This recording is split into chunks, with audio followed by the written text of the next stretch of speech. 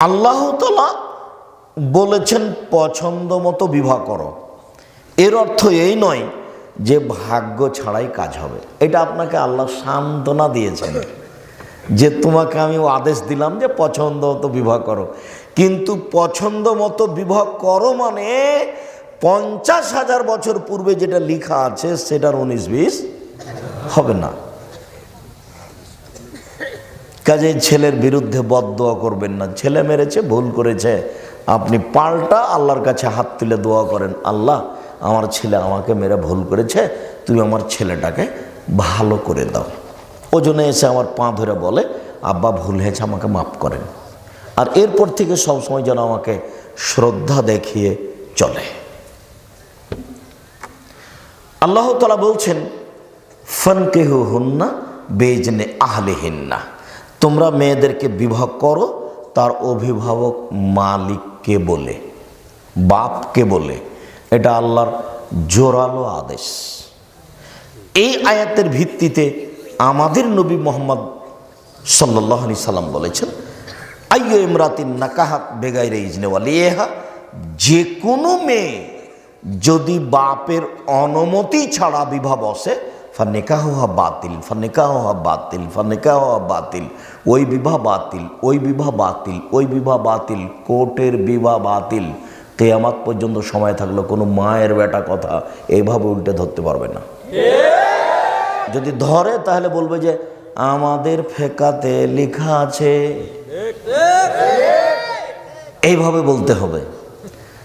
যে কোনো মেয়েকে যদি বলে এটা আমার বউ, দুইজন সাক্ষী, বিবাহ হয়ে গেছে, এটা লেখা আছে ফেকাতে। কিন্তু আল্লাহর নবী মুহাম্মদ সাল্লাল্লাহু আলাইহি সাল্লাম বলেছেন বাপকে না বলে যদি বিবাহ করে তাহলে সে বিবাহ বাতিল, সে বিবাহ বাতিল, সে বিবাহ বাতিল। কথাটি আল্লাহর নবী 3 বার বলেছেন জোর দিয়ে, তবুও হুজুর বলছেন যে চলবে। কি করবেন, করেন, কিছু করার আছে? কোনো পথ নেই। যদি আপনার মেয়ে 7 ছেলের মা হয় তবে ওই বিবাহ হয়নি, আবার বিবাহ পড়াতেই হবে। কোনো পথ নাই, যেহেতু বিবাহ বাতিল। শুধু তাই নয়, রাসূল সাল্লাল্লাহু আলাইহি সাল্লাম বলছেন লা তুজাব্বিজুল মারাতু আল মারাতা, একজন মহিলা আর একজন মহিলার বিবাহ দিতে পারে না, নিজে বিবাহ বসতে পারে না, বিবাহ দিতে পারে না। ফুফুতে বলছে ভাতিজিকে, ভাইয়ের মেয়েকে যে তোর আব্বা তো অমুক ছেলের সাথে বিবাহ দিবে না, তুই চলে আয় আমার বাসায়, আমি বিবাহ দিয়ে দিচ্ছি। ওর ফুফু কখন কখন পুরুষ মানুষ হয়ে গেছে, খালাতে বলছে এই কথা যে তোর বাপ তো বিবাহ দিবে না, তুই আমার বাড়ি চলে আয়, আমি বিবাহ দিয়ে দিচ্ছি। খালা এখন দায়িত্বশীল হয়ে বিবাহ দিয়ে দিচ্ছে বোনের মেয়ের। কত সাহস খালার! কথাটা ওইরকমই হয়ে গেল যে ওই যে মাঝে মধ্যে আপনাদের সামনে বলতে থাকি যে ঢাকা হাজি ক্যাম্পে পৌঁছিলাম, তখন দেখছি একজন মাওলানা সাহেব অনেক বড় পাগড়ি মাথায় বেঁধে বলছেন আপনারা বলেন লব্বাইক আল্লাহুম্মা লব্বাইক, লব্বাইক লা শারীকা লাক লব্বাইক, ইন্নাল হামদা ওয়া নি'মাতা লাকা ওয়াল মুলক লা শারীকা লাক। আল্লাহ তোমার দরবারে উপস্থিত, আমি তোমার দরবারে উপস্থিত, প্রশংসা তোমার, অনুগ্রহ তোমার, রাজত্ব তোমার, কোনো শরীক নাই তোমার। এই দোয়া পড়াচ্ছে। তা আমি বলছি ইমাম সাহেব এইটা এখানে বলাচ্ছেন কেন? এটা তো এলামলামে বলতে হবে। বিমান জিদ্দায় নামার 15-20 মিনিট পূর্বে বৈমানিকের পক্ষ থেকে বলা হবে আপনারা এহরাম বাঁধুন, তালবিয়া পড়ুন। তখন আপনার মুসাইল লোকেরা বলবে লাব্বাইক উমরাতান, আমি উমরার জন্য উপস্থিত, লাব্বাইক আল্লাহুম্মা লাব্বাইক, লাব্বাইক লা শারীকা লাক লাব্বাইক, ইন্নাল হামদা ওয়া নি'মাতা লাকা ওয়াল মুলক লা শারীকা লাক। তো আপনি এখানে বলছেন যে, তখন আমাকে বলছে যে বাড়ি থেকে বললে হবে যে মোহাম্মদ সাল্লাল্লাহু আলাইহি সাল্লাম বলেছেন এলামলাম, মোহাম্মদ সাল্লাল্লাহু আলাইহি সাল্লাম মানতে হবে, ঠেকা বাজেছে, আমি মানুষ নয়, আমারটাও চলে। তো বাড়ি থেকে বলছে চলে, তো যার যেখানে মন সে সেখানে বলুক যে চলবে, যেহেতু মোহাম্মদ সাল্লাল্লাহু আলাইহি সাল্লাম দিয়ে কাজ হলো না, সবারটাই যখন চলবে তো ঠিকই আছে, যার যেখানে প্রয়োজন হবে সে সেখানে এহরাম বাঁধবে। মোহাম্মদ সাল্লাল্লাহু আলাইহি সাল্লাম দিয়ে তার হলো না, তো ঠিকই মোহাম্মদ সাল্লাল্লাহু আলাইহি সাল্লাম নাকচ করে দিয়েছেন যে বাপ ছাড়া বিবাহ হবে না। এখন খালা বলছে যে ওইটা মোহাম্মদ সাল্লাল্লাহু আলাইহি সাল্লাম বলেছেন, আমি তো খালা, আমি পারবো না। খালা বিবাহ দিয়েছে। আল্লাহ বলছেন যে মেয়ের অভিভাবককে বলে বিবাহ করো। তারপরের বাক্যে বলছেন অতুহুন্না উজুরাহুন্না বিল মারুফ, ভালোভাবে মোহরটা দিয়ে দাও। বাকি মোহরে বিবাহ জায়েজ, কিন্তু মোহর দেওয়া লাগবে না এটা কোথায়? মরার সময়তে বলছে যে 10 কাঠা জমি তোমাকে দিয়ে দিলাম, এগুলো নয়। মোহর নগদ দেন আর 10 দিন পরে দেন, তাড়াতাড়ি দেন। যদি এবার আপনাদের বলছি, এই ছেলেরা শোনো, তোমার বাপ যদি মোহর না দিয়ে মারা যায়, তাহলে তোমার বাপের পক্ষ থেকে তোমাকে তোমার মাকে মোহর দিতে হবে। এটা তোমার বাপের ঋণ কর্জ বাকি থেকে গেছে। তোমরা যদি তোমার বাপের মোহর তোমার মাকে না দাও, তাহলে বিচারের মাঠে তোমার মা তোমার বাপের নেকি নিয়ে নেবে, কোনো পথ নাই। বিচারের মাঠে তখন তো আর বাপ তোমার টাকা পাবে না। তোমার বাপ বিচারের মাঠে টাকা পাবে? টাকা পাবে না। তোমার মার হাত ধরে ক্ষমা নিলে হবে? ওখানে বিচারের মাঠে হাত ধরে ক্ষমা চলে না। তাহলে কিভাবে বিচার হবে? বিচার হলো নেকি দিয়ে বোঝাতে হবে যে নেকি যে নেই, তো বলছে ওই পরিমাণ পাপ নিয়ে নিতে হবে। বিচার এইভাবেই রাসূল সাল্লাল্লাহু আলাইহি সাল্লাম সমাধা করে দিয়ে গেছেন যে বিচারের মাঠের বিচার এইভাবে হবে। তা আপনাকে আমি একটা থাপ্পড় মেরেছি, রিক্সাওয়ালা আপনি, তো এখন বিচারের মাঠে আপনার তো আমি হাত ধরে ক্ষমা নিনি, এখন কিয়ামতের মাঠে উপস্থিত, তো রিক্সাওয়ালা বলছে আমাকে থাপ্পড় মেরেছে, এখন আমি কি দিয়ে পরিশোধ করব? এখন তো আর বলতে পারছি না রিক্সাওয়ালাকে ভাই আমার ভুল হয়েছে, তুমি মাফ করো, এটাও তো চলে না। কি করতে হবে? এখন রিক্সাওয়ালা আমার নেকি নিয়ে নিবে, তা আমার নেকি নেই, তো রিক্সাওয়ালার কিছু পাপ আছে, তো ওই নেকি পরিমাণ পাপ ওরটা আমি নিয়ে নিব। এটা হলো বিচার। হাদিস বুখারী মুসলিম। মোহর দিতে বাধ্য, যদি শেষ পর্যন্ত তুমিও না দাও তোমার বাপের মোহর, তাহলে বিচারের মাঠে তোমার মা তোমার বাপের নেকি নিয়ে নেবে। আল্লাহ বলছেন টাকা দিয়ে বিবাহ করো, আর তোমরা, এটা বগুড়া, তো বগুড়া, জয়পুরহাট, লালমনিরহাট, নীলফামারী, কুড়িগ্রাম, পঞ্চগড়, ঠাকুরগাঁ, জয়পুরহাট, এইসব ডিস্ট্রিক্টের মানুষ প্রায় বেশিরভাগই আমার জানা অনুপাতে শ্বশুরের কাছে টাকা নেই, যৌতুক। তা আল্লাহ বলছেন যে টাকা দিয়ে বিবাহ করো, মানে মোহর দিয়ে। সেখানে টাকা নিয়ে বিবাহ করা একেবারেই হারাম, টোটালেই হারাম, সম্পূর্ণরূপে হারাম। যে বাক্যটা আপনার খুব ভালোভাবে জানা আছে যে আব্দুর রাজ্জাক সাহেব বলেছেন ভিক্ষা করা টাকা দিয়ে চাউল কিনে ভাত খেয়ে ইবাদত কবুল হবে, কিন্তু যৌতুকের টাকা দিয়ে শ্বশুরের কাছ থেকে টাকা নিয়ে ওই টাকা দিয়ে চাউল কিনে ভাত খেয়ে ইবাদত কবুল হবে না। এই ফতোয়া উল্টিয়ে ধরার কোনো পথ নেই, এভাবেই থাকবে কিয়ামত পর্যন্ত। শ্বশুরের কাছে টাকা নেওয়ার কোনো পথ নেই। আর কোরআন হাদিস চিন্তা ভাবনা করে বুঝা যায় না যে বিবাহতে মেয়ের বাপের 2-1 টাকা খরচ হবে, এটা বোঝা যায় না।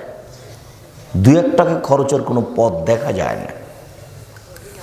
তো আমরা আজকে প্রথম অংশের আলোচনা তেমন নয়, এতটুক যে বিবাহ করো, মেয়ের বাপ গার্জেনকে বলে কোর্টের বিবাহ বাতিল। তারপরে কোর্টে যদি বিবাহ হয়, তাহলে বিবাহ আরেকদিন তার বাপের উপস্থিতিতে 2 জন সাক্ষী দিয়ে বিবাহ পড়াতেই হবে, কোনো পথ নেই।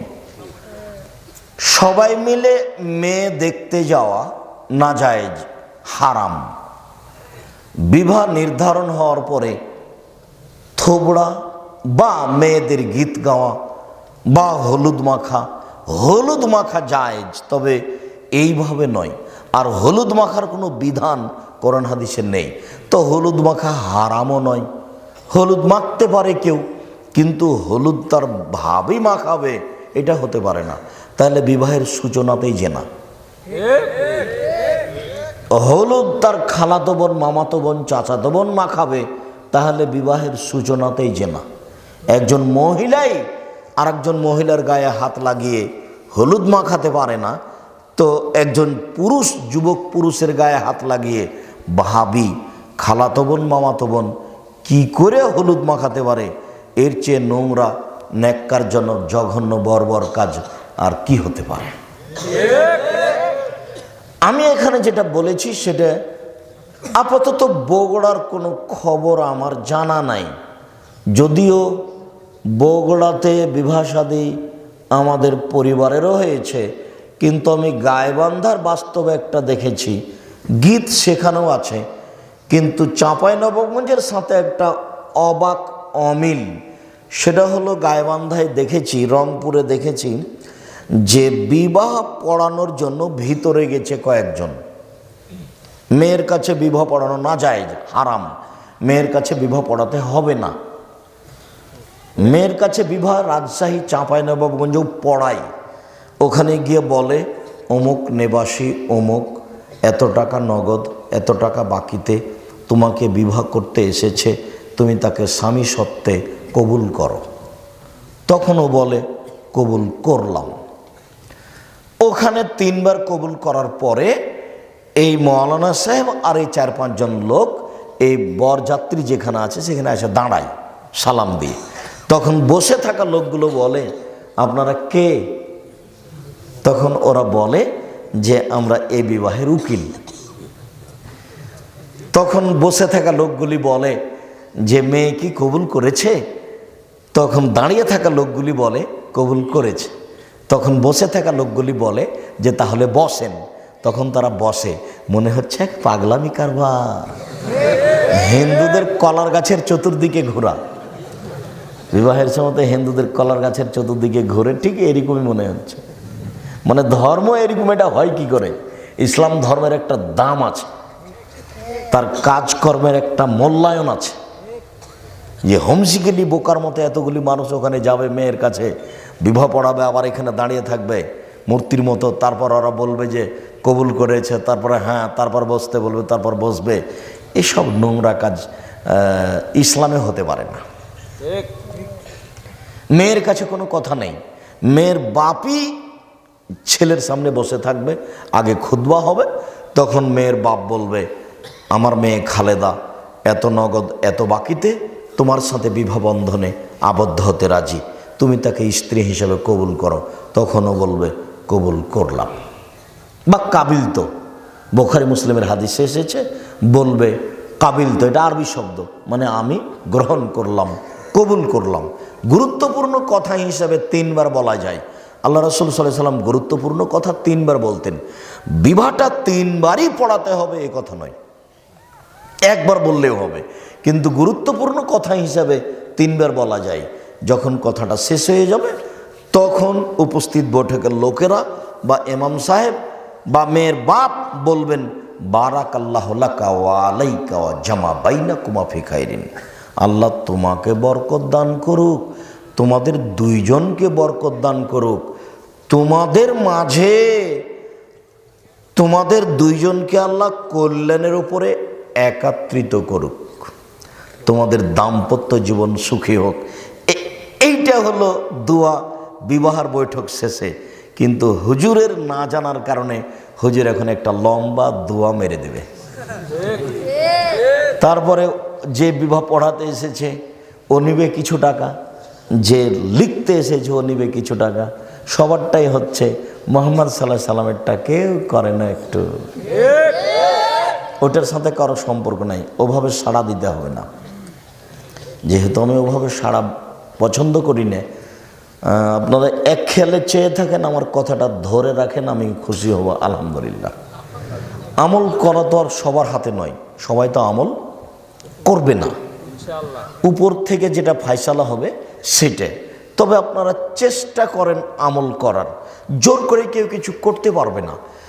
আল্লাহর নবীর চাচা আবু তালেবের মরণের সময় চলে এসেছে, তা আল্লাহর নবীও ঢুকেছেন ওখানে, আরও মুশরিকরা ওখানে আছে 2-3 জন। তখন আল্লাহর নবী বলছেন চাচা আপনি লা ইলাহা ইল্লাল্লাহ বলেন, বাকিটুকু আমি দেখে নেব। লা ইলাহা ইল্লাল্লাহ শুধু এই বাক্যর কিন্তু অনেক দাম। লা ইলাহা ইল্লাল্লাহ মুহাম্মদ রাসূলুল্লাহ এখানে যোগ হবে না। একটু আগে যে আপনারা বললেন শেষ বাক্যে যে আপনারা বলুন লা ইলাহা ইল্লাল্লাহ, শেষে যোগ হয়ে গেছে মুহাম্মদ রাসূলুল্লাহ, ওই অংশ জিকিরে যোগ হবে না। এমনি তো সবাকে নিয়ে জোরে জিকির করাই না যায়, জোরে জিকির করার প্রমাণের কোনো পথ নেই। তো সবাই যে দেখছি যে মোবাইলে দেখছি খালি চিল্লাচিল্লি করে জিকির করে লাফ দিয়ে বাঁশের উপরে উঠে যাচ্ছে। এখন করছে তো কি করবেন, এখন তো আমাদের তো কিছু করার নেই। সাহাবী রাসূলের সামনে একটু খালি জোর করে বলেছেন সুবহানাল্লাহ, আলহামদুলিল্লাহ, আল্লাহু আকবার। তখন আল্লাহ রাসূল বলছেন, আই ইরবা আলা আনফুসিকুম, চুপে চুপে জিকির করো। ইন্নাকুম লা তাদুনা আসামাল্লাহ গায়েব, তোমরা যাকে ডাকছো ও বধির নয়, তোমরা যাকে ডাকছো ও অন্ধ নয়। ইন্নাকুম তাদুনা সামিয়াম বাসীরা, তোমরা যাকে ডাকছো সব কিছু শোনে, তোমরা যাকে ডাকছো সব কিছু দেখে। অত চিল্লাচিল্লি কেন, চিল্লাচিল্লি কেন? চিল্লাচিল্লির একটাই জায়গা আছে, সেটা হলো হজ করতে গিয়ে এহরাম বেঁধে জিকির করা, সেইটা জোরে অনুমতি দিয়েছে। ওখানে আল্লাহ নবী বলছেন ফাতানি জিবরাইল, লিখে বলবে লাব্বাইক উমরাতান, আমি উমরার জন্য উপস্থিত। লাব্বাইক আল্লাহুম্মা লাব্বাইক, লাব্বাইক লা শারীকা লাক লাব্বাইক, ইন্নাল হামদা ওয়ান নি'মাতা লাক ওয়াল মুলক লা শারীকা লাক, লাব্বাইক আল্লাহুম্মা লাব্বাইক, লাব্বাইক লা শারীকা লাক লাব্বাইক, ইন্নাল হামদা ওয়ান নি'মাতা লাক ওয়াল মুলক লা শারীকা লাক। একবারে সৌদি আরবে পাহাড় ফাটিয়ে দিতে হবে, চিল্লে বলতে হবে। এ কথা জিবরাইল বলছেন, এসে আমাদের নবীকে, আমাদের নবী সবাইকে বলছে। আর এখানে সাহাবীগণ একটু জোরে জিকির করেছে, তখন এবারে ধমকে থাক, তোমরা যাকে ডাকছো কি বধির নাকি, তোমরা যাকে ডাকছো কি অন্ধ নাকি, এভাবে চিৎকার করছো কেন? সেই জাহানেরা এভাবে বলে নিচ্ছে, কিছু করার আছে? কেউ তো দেখে না যে আসলে ধর্ম কি। যেহেতু না দেখেও চলছে, প্রয়োজন তো নেই। কঠোরভাবে যদি আপনারা ধরতেন তাহলে এখানে হতো, তা আপনাদের তো জিম্মেদারি আগে। আপনাদেরকে আল্লাহ বলছেন যে ফাসআলু আহলা যিকরি ইন কুনতুম লা তা'লামুন বিল বাইয়িনাতি ওয়াজ জুবুর, হে দুনিয়ার অজানা মানুষ, তোমরা জানা মানুষের নিকটে যাও প্রমাণ সহকারে। এটা আপনাদের জিম্মেদারি। আব্দুর রাজ্জাক সাহেবকে দাওয়াত দেওয়ার আগে জানতে হবে যে ইনি কোরআন হাদিস জানেন কিনা, এটা 5 জনকে জিজ্ঞাসা করতে হবে। জানেন খুব, এটা বুঝে নিলাম। তারপরে যেটুকু বলেছেন সেটুকু প্রমাণ ছাড়াই কি বললেন, এটুকু দেখতে হবে। প্রমাণ ছাড়া ধর্মে কোনো কথা চলে না। ইসলাম ধর্মই এমন একটা ধর্ম যে নগদ, বাকি কিছু নেই, গোপন দিয়ে কিছু চলে না। নগদ 30 পারা কোরআন, 90 পারা নয়, 60 পারা নয়, কিছুই না, এবারে নগদ, একবারে সব নগদ, কোনো জায়গা বাকি নেই। এমন কোনো ফতোয়া নেই ধর্মে যেটা কোরআন এবং সহিহ হাদিস অনুপাতে দেওয়া যাবে না।